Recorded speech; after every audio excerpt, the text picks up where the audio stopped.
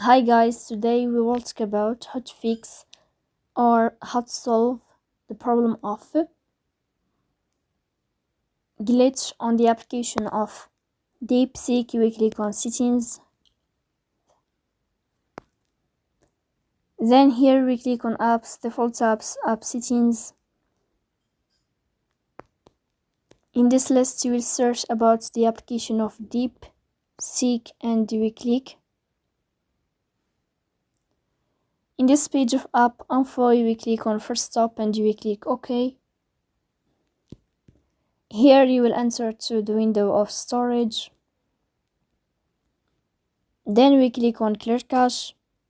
In the end you will turn off your phone and you will wait a moment to restart your phone again. So that's all. Don't forget to support us by like and subscribe. See you next time and thank you for your watching and your attention.